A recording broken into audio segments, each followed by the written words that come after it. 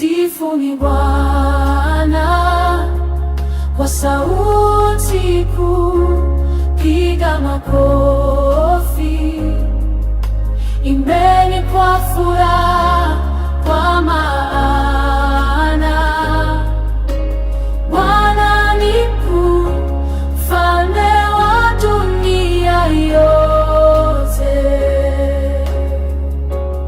Sifuni Bwana katika patakatifu, msifuni kwa nguvu za mbinguni, msifuni kwa matendo makuu, jina lake litukuzwe milele daima.